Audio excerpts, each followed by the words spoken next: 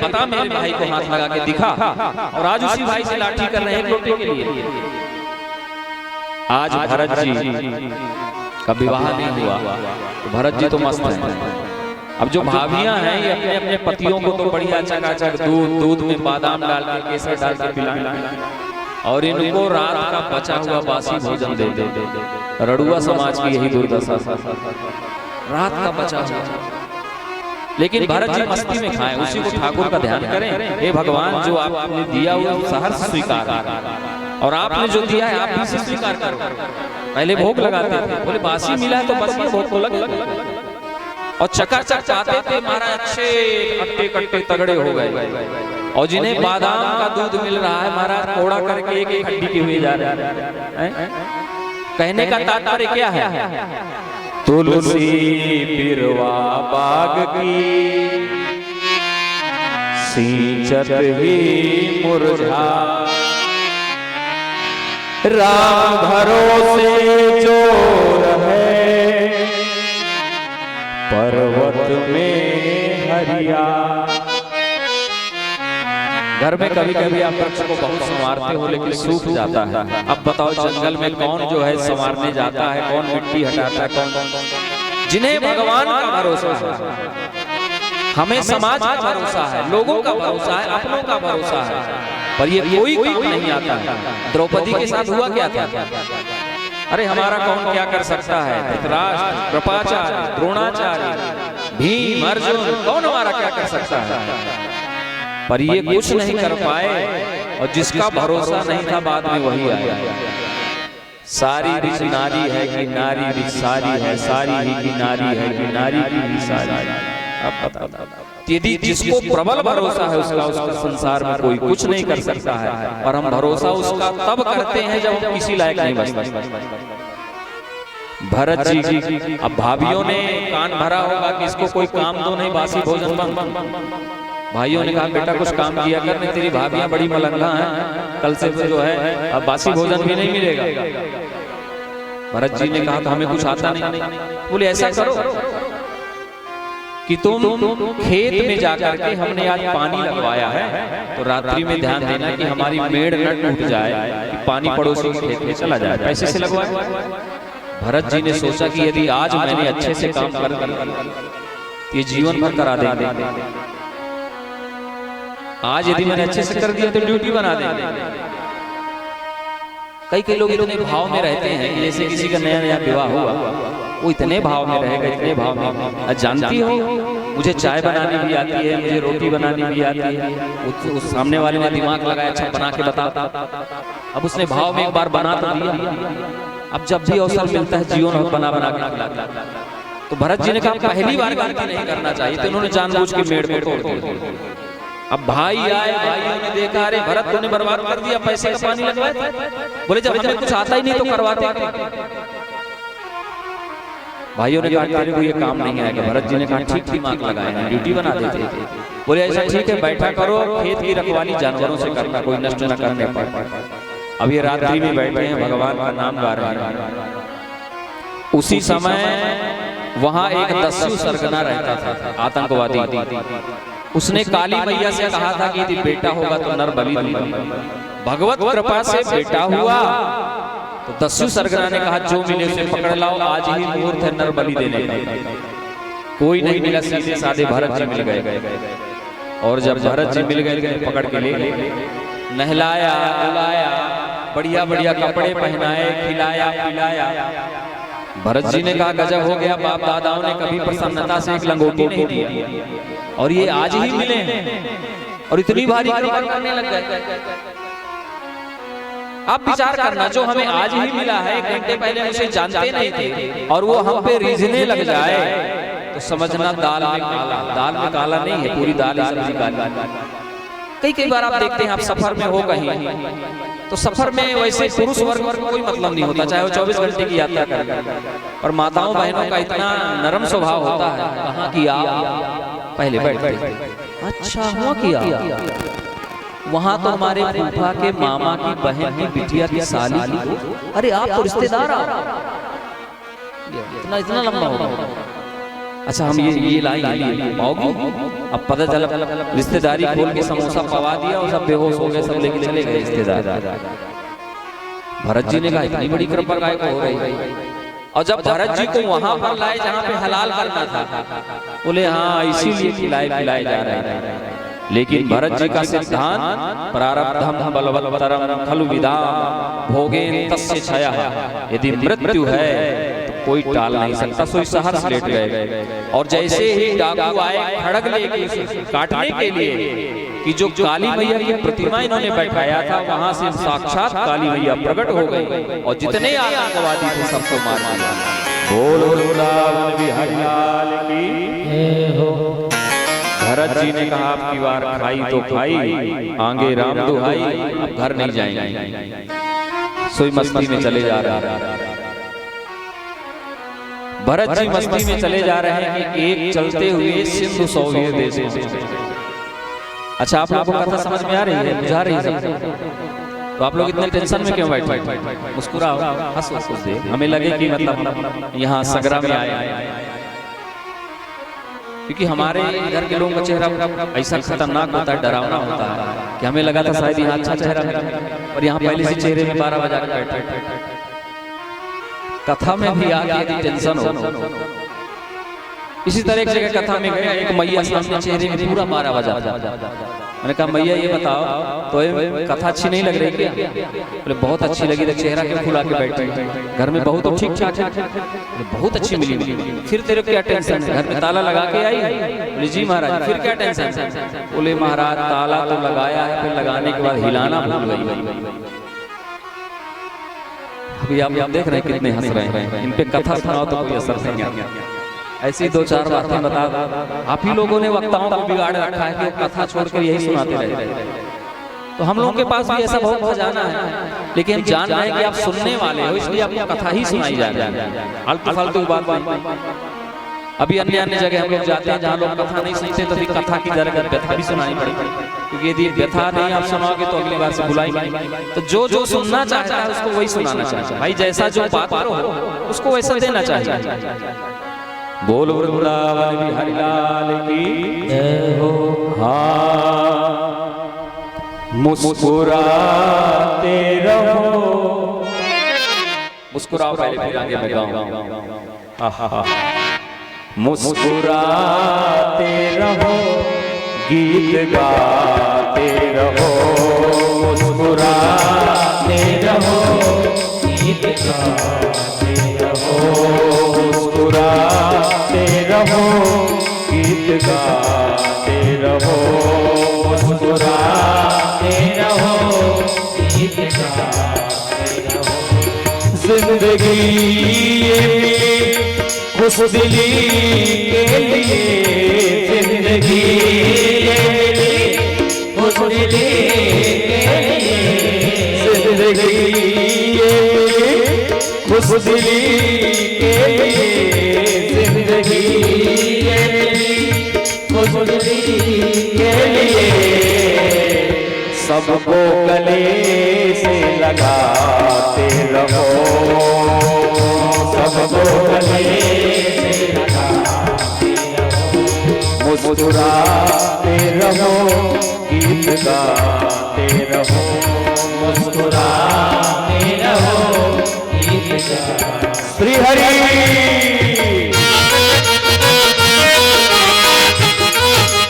तालियों की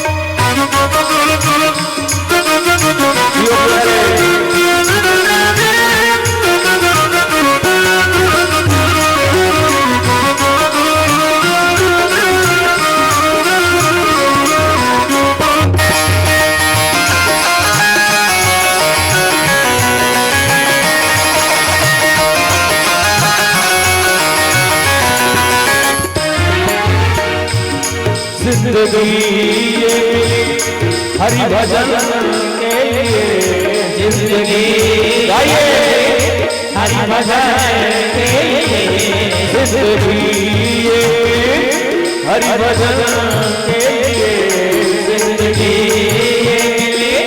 हरि भजन के लिए, हरदम हरि को मनाते रहो, हरदम हरि को मनाते रहो, मुस्कुराते रहो, गीत गाते रहो, मुस्कुराते रहो, गीत गाते रहो, गीत गाते रहो, गीत गाते रहो।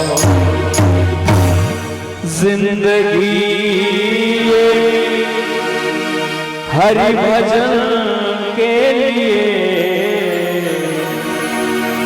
सबको गले से लगाते रहो, मुस्कुराते रहो, गीत गाते रहो। जिंदगी देखिए, कई लोग कहते हैं जिंदगी काट रहा, जिंदगी काटना नहीं है, क्योंकि जो जीवन मिला है बहुत ही अनमोल है। जिंदगी को जीना, ऐसा कोई संसार में शख्स नहीं है जिसको कोई टेंशन ना हो, क्योंकि यहाँ हम लोग आए हैं तो टेंशन के लिए आए हैं। पर इसका मतलब ये थोड़ी है, कई लोग आवेश में आकर अपने इतने महत्वपूर्ण जीवन को नष्ट कर देते हैं। जीवन जीना है न कि काटना। हर परिस्थितियों से लड़ो प्रसन्नता पूर्वक।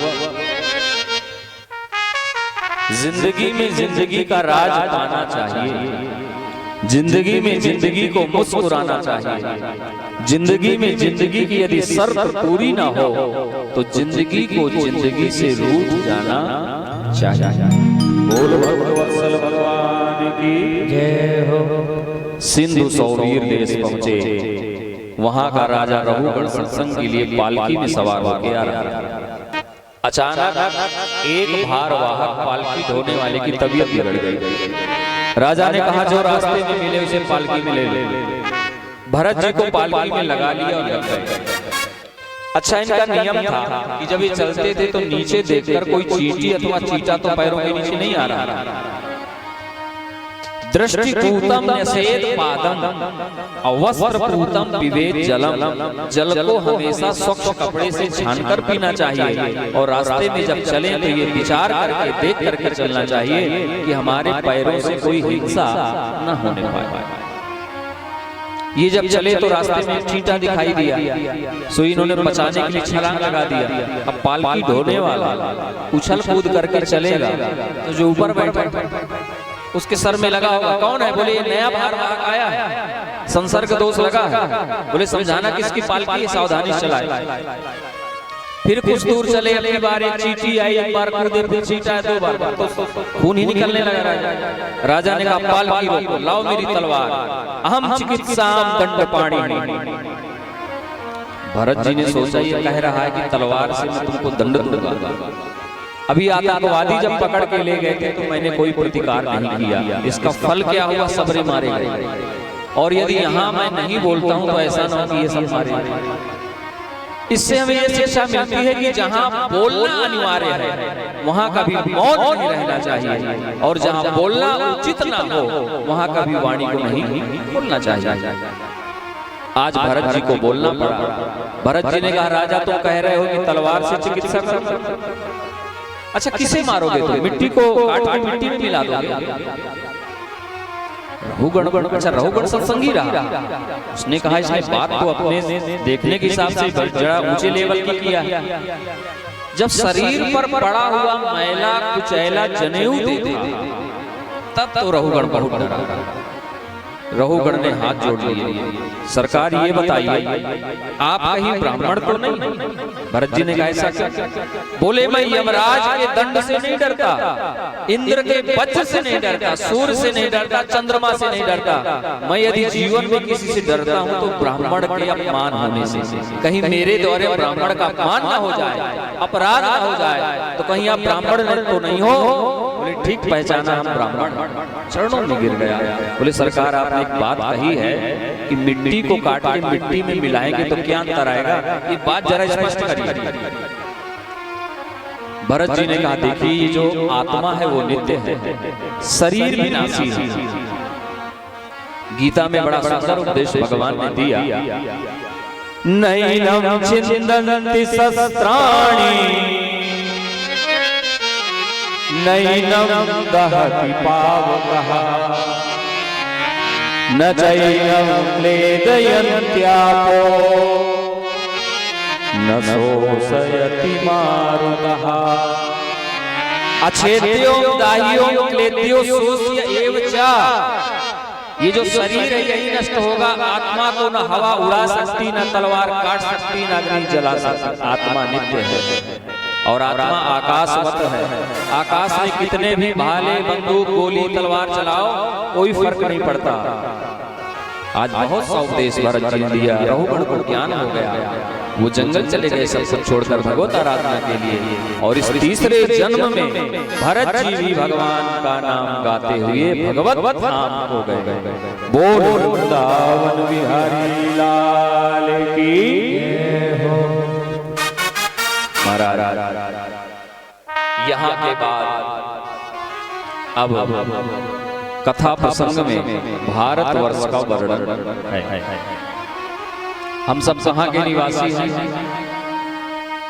कम से कम 2-4 मिनट के लिए हम ये भूल जाया करें कि हम कौन हैं। हम भारतीय हैं, सिर्फ इतना याद करें। व्यापक दृष्टि में हम घरों में ही आपस में लड़ रहे हैं, अपनों में ही आपस में लड़ रहे हैं। ब्राह्मण लड़ रहे हैं, क्षत्रिय लड़ रहे हैं, सब आपस में लड़ रहे हैं। हम भारतीय हैं, हम हिंदू हैं, हम सनातनी हैं।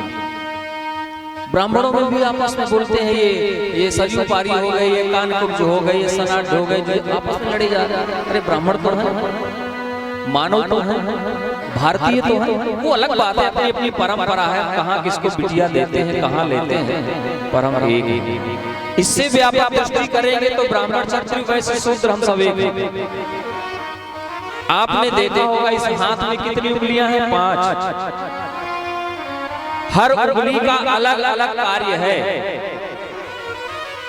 बोले जो सबसे छोटी उंगली है और इसके बाद जो उससे छोटी है, फिर मध्यमा हो गई, फिर अनामिका हो गई, तो देखिए ये उंगली झगड़ा कराने वाली है, इसका अलग काम है। और पितरों को तिलक करना पड़ेगा तो इसी उंगली से करेंगे आप। देवताओं को तिलक करना है तो इस उंगली से करेंगे, और स्वयं को तिलक करना है तो बीच वाली उंगली से करेंगे। सबके अलग अलग कार्य हैं। अब ये आपस में तीनों झगड़ा करने लग जाए कि हम श्रेष्ठ हैं, हम श्रेष्ठ हैं, हम श्रेष्ठ हैं, जबकि इन 5 उंगलियों का जनक एक है। हाँ, ये यहाँ से 5 का विस्तार हुआ है, जड़ एक है, यहाँ अलग अलग कार्य के कारण ये 5 विभाग हो गए। उसी प्रकार से ब्राह्मण क्षत्रिय वैश्य और शूद्र ये एक हैं, इनके पिता एक हैं, बस सबके कार्य अलग अलग विभाजित कर दिए गए। हम भारतीय हैं और भारत में जन्म लेना एक गौरव की बात है। यदि भारत पे किसी का जन्म होता है भारत भूमि पर, तो देवता को भी उससे ईर्ष्या होती है कि मेरा जन्म भारत भूमि में क्यों नहीं हुआ। अहो अमीसा किम कार्य शोभनम प्रसन्न एसाम सृजित स्वयं हरि।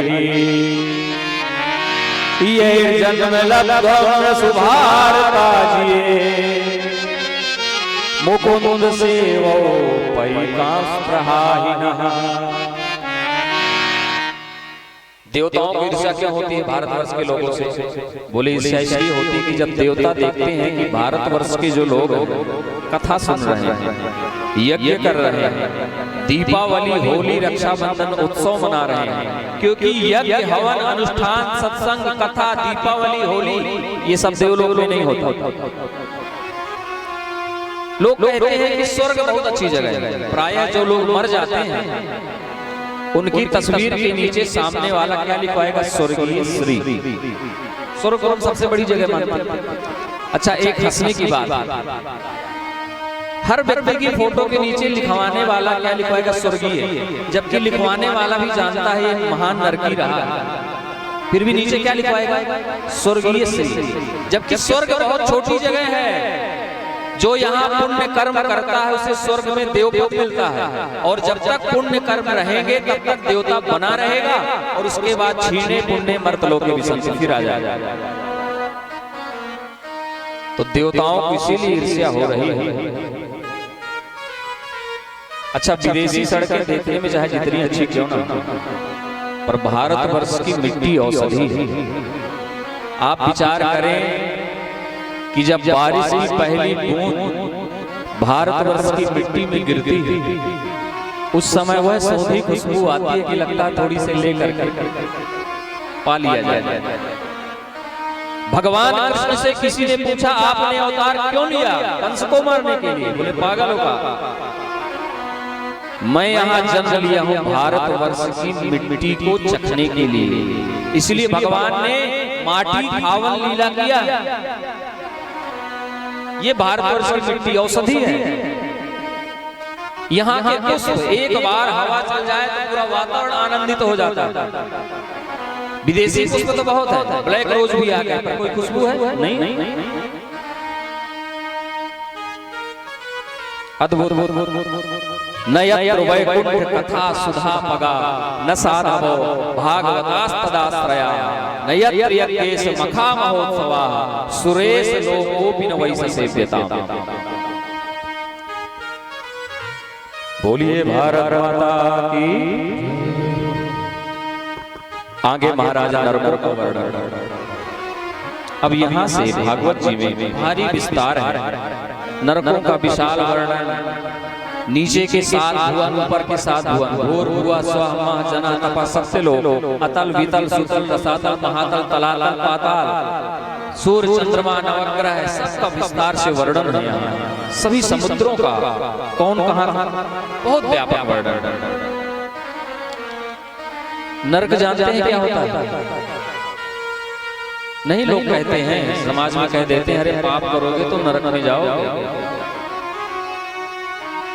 और कई जो ज्यादा पढ़ लिख लिए हो कहा करते हैं स्वर्ग और नरक यहीं हैं। ये सब कपोल कल्पनाएं। इसलिए ज्यादा पढ़े लिखे लोगों के साथ मेरा 36 का आंकड़ा रहता है, क्योंकि मैंने ज्यादा पढ़ाई नहीं किया, मैं सिर्फ कक्षा 8 पढ़ा हुआ, इसलिए 8 पर वाले मुझे अच्छे नहीं लगते, क्योंकि ओवर कॉन्फिडेंस उन्हें हो जाता है। कई बार पढ़े लिखे लोगों से ये सुनने को मिलता है, कई बार मैंने सुना है कि आप क्या ये यज्ञ अनुष्ठान मम्मी आप कराती रहती हो, क्या ब्राह्मणों को दान देती रहते हैं? अरे कुछ देना ही है तो गरीबों को दो। कई लोगों को मैंने कहते उस पढ़े हुए पागलों को मैं बता दूं, जिसके पास किसी वस्तु पदार्थ का अभाव है उन्हें आप दोगे, ये आपका उनके प्रति आभार है, आपको उसका फल मिलेगा। लेकिन जो आपने अभावहीन व्यक्ति को वस्त्र दिए, पैसे दिए, अन्न दिया, वो महाराज आपका उसके प्रति सहयोग होगा, ना कि दान। दान की श्रेणी में नहीं जाएगा। दान हमेशा अपने से श्रेष्ठ को देना चाहिए। जैसे कहते हैं ना, हमारे घर में जो बहन बेटी आई, बोले हमने इन्हें अपने से श्रेष्ठ में दिया, तो इन्हें हम जो देंगे उसका हमें पुण्य मिलेगा। आपके जो आचार्य हैं, आपके जो पुरोहित हैं, आपके गुरुजन जो आपसे श्रेष्ठ, दान की संज्ञा वहां होगी। और गरीबों को यदि अभाव में आप दे रहे हैं तो आपका उनके प्रति सहयोग होगा। ओवर कॉन्फिडेंस वाले ऐसे। अब पढ़े पढ़ाए लोग ही अपने माता पिता की ज्यादा दुर्दशा की। जो कम पढ़ा है उसके अंदर एक ममता होती है, करुणा होती है, एक वात्सल्य होता है,